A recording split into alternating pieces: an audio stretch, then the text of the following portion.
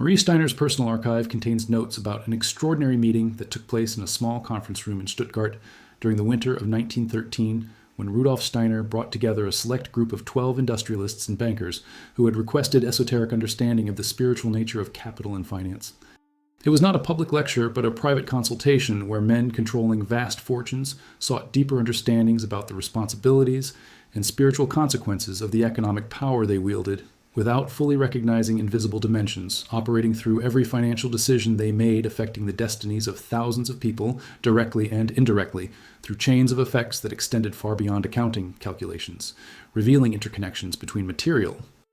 actions and spiritual realities. Steiner began not with theory, but with guided experience by asking them to close their eyes and remember a specific moment when they had made a significant financial decision, whether it was an investment, hiring, or important transaction.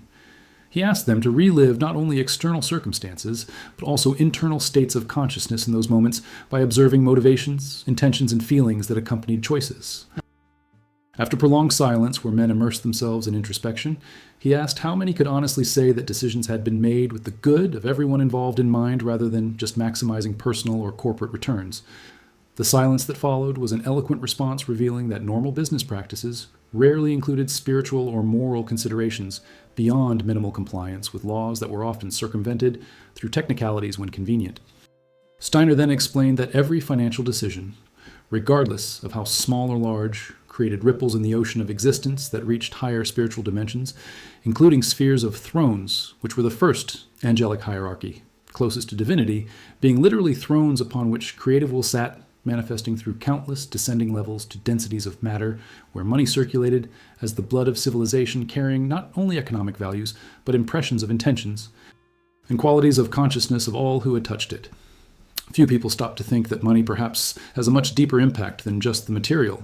According to Rudolf Steiner, there were invisible forces influencing the way we deal with wealth, desire, and power, something he related to the so-called thrones. And perhaps that is exactly what makes this topic so unsettling, because deep down everyone feels that there is something behind money that has never really been explained. If you want to understand this vision in more depth, the next step is in the description link and pinned comment. Thrones were not distant entities indifferent to human affairs, but were cosmic intelligences deeply involved in evolutions of humanity, working to ensure that material developments served greater spiritual purposes of transformations of consciousness through experiences in physical densities, where choices had real consequences, creating learning impossible in purely spiritual states. When a person accumulated wealth through exploiting the vulnerabilities of other thrones, they witnessed and recorded it not to punish, but to ensure that karmic balances would eventually create opportunities to learn through experiences of being exploited what it meant to cause suffering, revealing through direct experience the consequences of selfish actions. Conversely, when a person used resources to facilitate developments of capabilities in others, to create conditions where talents could flourish, to alleviate unnecessary suffering, thrones also witnessed and orchestrated through subordinate hierarchies that expanded opportunities would come in appropriate futures, not as external rewards, but as increased internal capacities to serve on larger scales, because spiritual developments were always about amplifications of capacities to love and serve, rather than accumulations of privileges or pleasures. One of the bankers present asked directly whether Steiner was suggesting that financial success was inherently spiritual or non-spiritual. The answer was that success itself was neutral, being a tool that could be used for high or low purposes depending on conscience and intentions. The problem was not in having resources, but in identifications with possessions, as if they defined their own values, in attachments that created fears of loss, in illusions that security came from accumulations, rather than developments of trust in divine providences and internal capacities to create value, or through meaningful work serving genuine needs. Healthy relationship with wealth recognized that it was temporary stewardship rather than absolute ownership, that resources flowed through lives like water through canals serving the purposes of irrigating gardens rather than forming stagnant lakes, that responsibilities increased in proportion to available resources. Because much had been given, much would be required in terms of wise uses, benefiting evolutions of collectivities rather than satisfactions of individual desires that were bottomless pits never satisfied, regardless of accumulated quantities. Because undeveloped ego natures were always wanting more, mistakenly assuming that happiness would come from the next acquisition, when in fact contentment came from internal transformations, recognizing sufficiencies in gifts and gratitude for opportunities to serve. Steiner then described in detail how thrones worked through intermediate hierarchies, each operating at different levels of manifestation, coordinating influences from the cosmic to the personal. Dominations translated the wills of thrones into wisdom applicable to evolutions of entire eras, shaping the developments of civilizations across millennia, ensuring that material progress was balanced with moral developments, preventing technologies from advancing beyond ethical maturities that they could use responsibly. When civilizations became excessively materialistic, developing powers without wisdom, dominations intervened through collapses or transformations, forcing reevaluations of priorities and values. Virtues worked with specific moral qualities, permeating all human activities, including economic ones, ensuring that systems were eventually corrected when they deviated excessively from principles of justice and fraternity. When inequalities became extreme, creating unsustainable tensions, virtues mobilized forces that manifested as social movements, reforms, or revolutions, depending on degrees of resistance to necessary changes. They were not punishments, but were natural corrections, restoring balances, just as feverish bodies burned off infections, or how ecosystems self-regulated through feedbacks maintaining homeostasis. Powers governed laws operating across multiple dimensions, ensuring correspondences between physical processes and spiritual realities. The economic law of supply and demand was a material-level reflection of the spiritual law of balance between needs and provisions. When demands exceeded offers, prices rose, encouraging increased productions until balances were restored. When offers exceeded demands, prices fell, encouraging consumption or redirection of resources to more necessary uses. They were self-regulatory mechanisms operating automatically when not distorted by artificial manipulations, creating scarcity or abundance that served the interests of the few instead of the good of the many. Principalities worked with the spirits of the times, shaping collective consciousness across centuries. Emergence of industrial capitalism was not a historical accident, but was a manifestation of principality, guiding humanity through a phase of developments where individualism and materialism had to be experienced in extremes so that they were eventually transcended through recognition of limitations and voids of focusing exclusively on external aspects while ignoring internal dimensions that were sources of true meanings and satisfactions. Each economic era, from tribalism to feudalism to mercantilism to capitalism, reflected stages of evolution of consciousness where humanity progressively learned about properties, values, exchanges, and interdependencies, gradually moving from identifications with clans to identifications with nations, and eventually to recognitions of humanity as a single family, where the good of each was intertwined with the good of all, requiring economic systems that reflected fraternities rather than competitions that were characteristic of less developed stages. Archangels worked with the souls of people, coordinating the development of nations, ensuring that each cultural group contributed unique gifts to the evolution of humanity as a whole.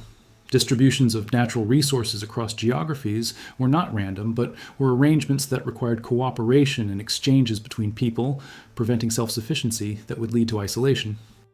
A nation with an abundance of resources, but a lack of others, was forced to engage in trade, creating interdependencies that were the seeds of future fraternities, when evolutions of consciousness would allow recognition that separations were illusions, and that everyone was a member of a single organism where the health of each part affected the well-being of the whole. Angels worked with individual destinies, orchestrating experiences that souls needed for karmic developments. When a person was born into poverty or wealth, they were not accidents, but were choices made by the soul before incarnation, selecting appropriate conditions for specific lessons that needed to be learned. Poor learned lessons of humility, resilience, dependence on internal rather than external resources. Rico learned lessons of responsibilities, temptations of pride and attachments, emptiness of material possessions that did not bring happiness when consciences were not developed. Each person's guardian angel worked tirelessly, creating circumstances where opportunities for growth were presented through challenges and successes, both being teachers when approached with correct awareness. Earning money easily without effort could be a test of how a person dealt with undeserved abundance, revealing whether they would develop gratitude and generosity or pride and selfishness. Losing money through circumstances beyond one's control could be an opportunity to develop detachment and trust in internal abilities rather than the security of external possessions. Steiner emphasized that thrones, seeing all these operations of subordinate hierarchies, maintained awareness of totality, ensuring that details served greater purposes and that nothing was wasted in the great economy of the cosmos, where even suffering had values as catalysts for transformations when understood correctly. Each financial transaction therefore eventually touched consciousnesses of thrones, not because they were obsessive micromanagers, but because they were foundations on which everything rested, being pure wills of which all manifestations were expressions at varying levels of densities and distances from sources, but never separated from origins that were always present as substrates sustaining all existences. For businessmen present, this meant that there were no private actions or consequences limited to material spheres, but that each choice was a cosmic act with repercussions across visible and invisible dimensions, affecting not only personal destinies, but contributing to the shaping of collective futures through the creation of precedents, the setting of standards, influences on the consciousness of others who observed and were affected by examples of how resources were used, revealing values and priorities that then propagated through society like waves through waters. One of the industrialists asked how specifically he should conduct business, recognizing these spiritual realities. Steiner offered principles rather than rules because each situation required discernment based on understandings of specific contexts. The first principle was to recognize the dignities of all human beings by treating employees, suppliers, and customers as souls on journeys rather than just resources or sources of profit. It meant paying fair wages that allowed dignified lives instead of the minimum wages that the market tolerated, creating working conditions that honored humanity instead of treating people like machines, offering opportunities to develop skills instead of just extracting mechanical work. Second principle was to prioritize services of genuine needs rather than creation of artificial desires through manipulations. Businesses that solved real problems, that made lives easier, that contributed to the well-being of society had different spiritual qualities from businesses that exploited weaknesses, that sold illusions, that degraded consciences through appeals to low impulses. Success in the first created positive karmas, while success in the second created spiritual debts that would eventually have to be paid through suffering equivalent to that which had been caused. What if money didn't just affect material life, but also hidden aspects of human consciousness? Perhaps Rudolf Steiner was pointing to something that almost no one noticed. If this moved you, access is in the description link and in the pinned comment. Third principle was to recognize limitations of perpetual growth on a finite planet. Systems based on continuous expansion were unsustainable, eventually collapsing when resources were exhausted or pollution made environments uninhabitable. Mature economies would recognize sufficiencies instead of always seeking more, allowing stability instead of the volatility of booms and busts that were symptoms of sick systems based on false premises of infinite resources and waste absorption capabilities. The fourth principle was to balance profit needs with responsibilities to multiple stakeholders, including not just shareholders, but employees, communities, environments, and future generations. Decisions. Maximizing short-term returns for investors at the expense of everyone else were short-sighted, creating negative externalities that eventually these would return as problems affecting even those who had benefited temporarily because everyone was interconnected in systems where the health of parts affected the well-being of all. The fifth principle was to cultivate transparency and honesty rather than manipulation and obscurity. Businesses based on asymmetric information, where sellers knew more than buyers, exploiting ignorance, were fundamentally predatory, creating mistrust that corroded social fabrics, making all transactions adversarial rather than cooperative. Healthy economies required trust that was built through consistently ethical behavior rather than exploiting opportunities for gain through deception. Steiner also addressed the issue of inheritance by asking whether accumulating wealth for descendants was spiritually appropriate. He responded that depending completely on inherited fortunes, without developing one's own capabilities, created spiritual weaknesses, preventing the development of strong individualities that came through overcoming challenges and achieving successes through one's own efforts. Souls chose to incarnate in rich or poor families based on specific karmic needs, where some needed to learn through scarcity while others needed to learn through abundance. Passing moderate resources, allowing education and opportunities without creating complete dependencies, could be beneficial, but creating dynasties where fortunes were perpetuated through generations, without renewal through contributions. From each member created stagnation, both for heirs, who were deprived of the satisfaction of creating their own values, and for society where concentrations of wealth in the hands of a few prevented dynamic circulations that were the vitality of healthy economies. Discussions continued for hours with Steiner patiently answering practical questions about how to implement principles in competitive business realities. He recognized that current systems were structured in ways that rewarded behavior contrary to spiritual values, but insisted that there were always choices even within limitations where people could move in directions of greater alignment with the greater good rather than simply accepting the status quo as inevitable. Changes began with transformations of individual consciousness that then influenced others through example and eventually reached critical masses where systems were reformed to reflect evolved values. It was not quick, but it was inevitable because evolutions of consciousness were directions of human histories, moving through stages of tribalisms to nationalisms, and eventually to recognitions of humanity as a single family, where a global economy would serve the good of all rather than the enrichment of the few through the exploitation of the many. Thrones waited patiently for humanity to mature enough to assume responsibilities of conscious co-creation, using Earth's resources wisely instead of wasting it in empty consumption or accumulating in unproductive treasures. Each person making better choices within specific circumstances contributed to collective transformations that were summations of countless individual actions over years, eventually creating new realities where prosperity was shared, work was meaningful. An economic system served the development of all members of society by allowing realizations of unique potentials instead of forcing majorities into degrading work just for survival, while minorities lived in obscene luxuries, creating imbalances that were unsustainable, both materially and spiritually. The meeting concluded with Steiner inviting men present to meditate daily on the fact that each financial decision was a spiritual act with eternal consequences, connecting earth to heaven through hierarchies of angels to thrones, and that recognition of these dimensions would transform not just businesses, but entire lives, revealing deeper meanings that mere accumulations of wealth would never provide, because true satisfactions came from alignments with divine purposes, serving evolutions, rather than selfishness, serving only personal desires that were empty regardless of how completely satisfied. Because nature of undeveloped egos was always wanting more without ever finding contentments that came only from recognitions that they were more than temporary physical bodies, but were eternal spirits, exploring materiality temporarily for learnings that would enrich throughout all future eternity, making each precious moment and each meaningful choice in the context of endless journeys through unlimited dimensions of existence. Marie's records also preserved later comments from some participants who had told her NT to implement insights into business practices. Some reported profound transformations, where decisions became easier when guided by clear principles rather than just profit calculations, where satisfactions increased through serving the greater good rather than just maximizing personal returns, where relationships with employees and customers improved when they were treated with dignity and honesty. Others admitted difficulties in balancing ideals with the realities of competition, where unilateral concessions could result in bankruptcies, allowing less ethical competitors to dominate markets, worsening general situations. Steiner had responded that he was not suggesting martyrdom or impossible perfectionism, but rather gradual progress, where each person did the best he could within the circumstances, recognizing limitations while persisting in directions of higher values and trusting that sincere efforts would eventually bear fruit, even if not immediately visible.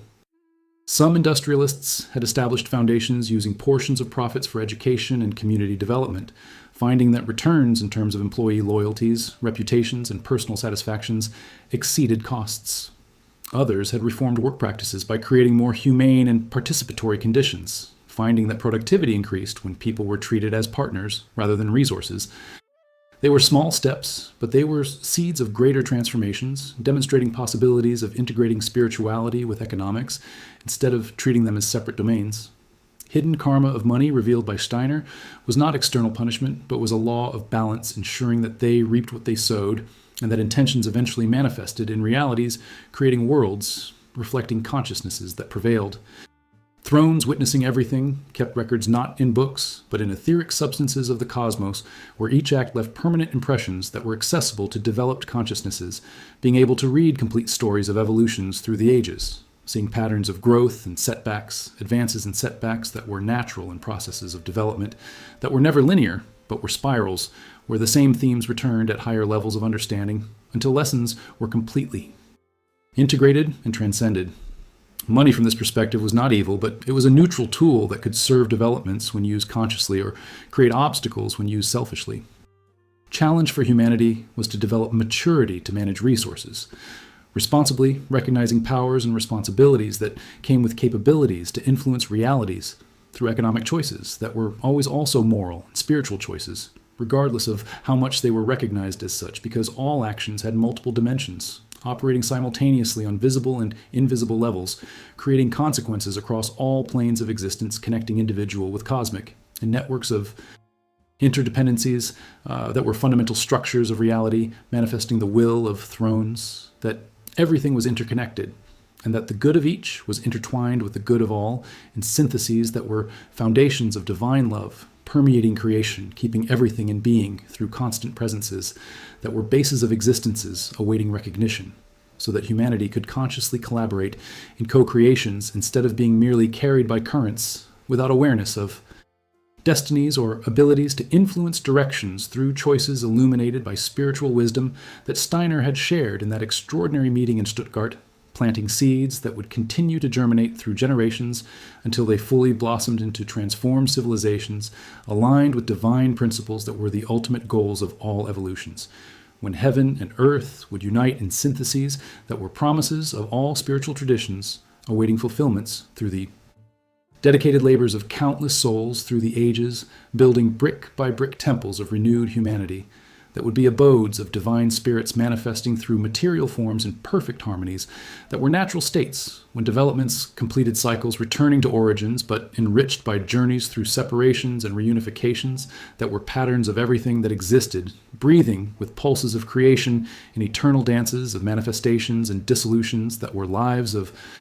cosmos in which they participated through moment-to-moment choices, each connecting with thrones, through uninterrupted chains of causation from the most mundane actions to the most transcendent realities, demonstrating that nothing was trivial and that everything mattered in economies of existence where waste did not exist, only transforms tie-ins serving greater purposes that limitations of current understandings could not fully encompass, but which they could glimpse sufficiently to guide next steps. In correct directions, trusting that paths would progressively reveal themselves as they walked with sincere intentions to align with supreme good that was called thrones, manifesting through multiple hierarchies until reaching denser levels where money circulated like blood-carrying vitalities that could heal or poison depending on qualities of intentions that imbued each transaction, making economics not a neutral science but a spiritual art, requiring discernments, compassions, and wisdoms that were the fruit of internal developments, rather than just technical knowledge that was necessary but insufficient to navigate complexities of living ethically, in a world where competitions and cooperations coexisted in creative tensions that were driving forces of evolutions when balanced correctly through mature consciousnesses, recognizing that true victories were when all prospered, rather than when some triumphed at the expense of others, that were approaches to less developed stages destined to be transcended when humanity would awaken to realities of fundamental units that were truths awaiting universal recognitions through progressive revelations that were works of thrones serving divine plans that were benevolent guiding and directions, of realizations of potentials latent in all beings, created in the images of the divine, sharing essences, even when expressions varied infinitely in forms that were diversities, celebrating creativity of sources, playing with themselves in endless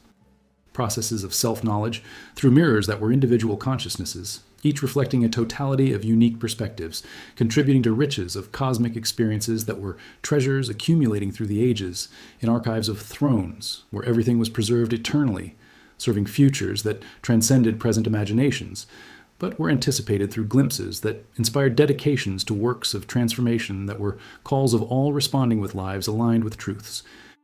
revealed by Steiner in that memorable meeting that resonated through decades inspiring transformations in all who listened with open hearts and minds willing to recognize spiritual dimensions permeating everything, including economics, which revealed itself to be, when examined deeply, manifestation of states of collective consciousness that could and should be elevated through individual efforts combined into collective movements, transforming systems to reflect evolved values that were destinies of humanity moving in directions of universal fraternities that were realizations of divine potentials that thrones held waiting patiently so that developments reached the necessary maturity to assume responsibilities of conscious co-creations building new worlds within old ones that were gestations happening now through the choices of millions making incremental differences that accumulated into radical transformations that were births of new eras where prosperity was shared, work was meaningful. Economic systems served evolutions of all, allowing realizations of potential in atmospheres of cooperation rather than competition that were characteristic of pasts being transcended in futures, emerging through presents being lived consciously as bridges between what was and what will be in continuous processes of transformations that were natures of existences always moving, always changing, always evolving in directions of perfections that were final targets asymptotically approximated but never completely achieved, maintaining dynamics of perpetual growth that were vitalities of the cosmos in which they participated through lives dedicated to serving the greater good that were expressions of alignments with wills of thrones that were foundations of all that existed, awaiting recognitions and conscious collaborations of mature humanity, taking rightful places as co-creators in cosmic dances of evolutions that were works of divine love, permeating all sustaining, all guiding, all in. Directions of realizations of potentials that were divine inheritances of all created beings, to eventually return to sources enriched by journeys, through separations that were illusions, allowing explorations of individualities that were precious gifts requiring equivalent responsibilities, to use freedoms wisely in services of evolutions that were ultimate purposes of all existences, that money curiously served when understood correctly as a sacred medium connecting dimensions and manifestations of interdependencies that were fundamental realities awaiting universal recognition when consciousnesses would expand sufficiently to encompass totalities, dissolving illusions of separations into revelations of unities that had always been underlying truths awaiting discovery through journeys of returns to origins that were also arrivals to destinations. Because circles were forms of eternity without beginnings or ends, just perpetual presences of now that were all that really existed, containing pasts and futures in seeds of present moments where choices were made, determining which potentials would manifest in realities through exercises of free wills that were gifts and responsibilities given by thrones, trusting that eventually humanity would use wisely, creating worlds worthy of habitation by evolved spirits, recognizing divine in everything, including more mundane transactions, involving money that revealed when examined deeply, being spiritual rituals connecting earth to heaven through unbroken chains of hierarchies, serving greater plans that were works of love manifesting through all forms, on all levels at all times, awaiting recognitions and celebrations of all beings, awakening to magnificences of existences and responsibilities of consciously participating in co-creations of realities that were present and future, simultaneously depending on choices being made in each moment, connecting with eternity through intentions aligned with supreme good, which was the essence of thrones, manifesting through all awaiting collaborations aware of mature humanity. In the years following that meeting in Stuttgart, some of the industrialists present maintained correspondence with Steiner, requesting clarifications and guidance on specific situations they faced in business, trying to apply spiritual principles to practical realities. One of these preserved correspondences revealed the dilemma of a textile manufacturer who discovered that a competitor was using child labor, allowing much lower prices, creating pressure for it to also cut costs in similar ways or lose market share completely, resulting in factory closures and unemployment for hundreds of families who depended on wages. Steiner had responded extensively by genuinely recognizing complexity of situation where choices were not simply between good and evil, but between lesser evils, requiring discernments based on understandings of full contexts. First, it advised that manufacturers should not compromise fundamental principles of not exploiting children even if it meant financial hardship, because creating negative karma through participation in exploitation would have far more serious long-term consequences than short-term monetary losses that were temporary, while spiritual debts would persist across multiple lifetimes. But it also suggested practical strategies, such as forming alliances with other ethical manufacturers by creating campaigns educating consumers about the real costs of cheap products in terms of human suffering, betting that enough informed buyers would choose to pay more for ethically created products. It also suggested lobbies for legislation banning child labor and leveling the playing field through regulations that would prevent exploitations from becoming competitive advantages. Additionally, it proposed innovations in production processes or materials that would allow increased efficiencies through ethical means rather than exploitation. He recognized that not all of these approaches guaranteed success, but emphasized that sincere efforts to find ethical solutions were what mattered spiritually, even if material results were uncertain. Thrones witnessed intentions and efforts, not just external results that often depended on factors beyond individual controls. A person who fought to do what was right, even when it cost sacrifices, created much more positive karma than a person who achieved success through commitments to principles, because spiritual developments were about cultivating internal qualities of courage, integrity, and compassion rather than accumulations of external achievements that were transitory. Other correspondence came from a banker who asked about interest charges, questioning whether they were always exploitative or whether they could be justifiable in certain circumstances. Steiner differentiated between moderate interest that compensated for risk and reflected time values versus excessive interest that was usually exploiting the needs of vulnerable people without capital of their own. Lending resources at reasonable interest to those who could use them productively, creating greater value than returns, was a beneficial service, facilitating economic developments, benefiting both lenders and borrowers. But charging exorbitant fees to desperate people who had no alternative created cycles of debt. One that was impossible to escape was clear exploitation generating negative karmas regardless of legalities, because human laws often delayed recognition of spiritual laws, allowing injustices that would eventually have to be corrected as consciousnesses evolved. The fundamental problem was not in the existence of interest, but in motivations and magnitudes reflecting whether they were legitimate services or disguised exploitations. Steiner also addressed specific questions about philanthropy in response, explaining that donating money created positive karma only when done with genuine intentions of serving rather than seeking recognition or alleviating guilt. Charities that created dependencies rather than empowering autonomies were counterproductive, even when well-intentioned, because they deprived recipients of opportunities to develop their own capabilities and dignities that came through contributions rather than just passive reception. True generosity offered not only material resources, but also education, opportunities, and support, allowing people to develop their own potential, eventually becoming contributors rather than eternally dependent. Systems that ensured that everyone had access to basic needs and development opportunities were more transformative than charities that simply distributed handouts without addressing the root causes of poverty, which were often structural based on concentrations of resources and power in the hands of a few. In the end, certain connections don't happen by chance. If this made sense to you, maybe it's time to dig a little deeper. The next step is in the description link or pinned comment. Steiner especially emphasized in correspondence that industrialists and bankers who controlled significant resources had responsibilities not only to shareholders, but to society as a whole, because decisions they made affected the lives of thousands directly and indirectly through effects on supply chains, customers, communities, and environments. Treating these impacts as externalities not relevant to financial statements was spiritual myopia that created karmic debts that would eventually manifest as crises forcing reconsiderations. Enlightened businesses would recognize from the beginning that true success was measured not just in profits, but in contributions to the well-being of all stakeholders, including future generations who would inherit consequences of present decisions. Fiduciary responsibilities to shareholders did not contradict responsibilities to society when understandings were expanded to recognize that prosperous companies depended on healthy societies and that degradations of social and natural environments eventually harmed even those who seemed to temporarily benefit because all were interconnected in systems where the health of parts affected the well-being of wholes. Transformations that Steiner envisaged would not come through impositions from above, but through evolutions of consciousness from below where individuals making better choices influenced others through examples, creating movements that eventually transformed cultures and systems. Every entrepreneur who treated employees with dignity, every investor who prioritized values over returns, every consumer who shopped consciously supporting ethical businesses was a contributor to changes that accumulated over time, creating critical masses where alternatives became viable and eventually dominant. It was not utopian, but it was evolutionary based on understandings that human consciousnesses were progressive, moving through stages of developments,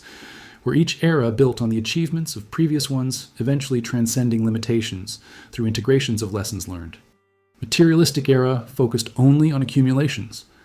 Was necessary phase teaching about productivity and efficiencies, but had to be transcended when lessons were internalized, and voids of focusing exclusively on the external became apparent, requiring reorientations in directions of internal values and spiritual purposes.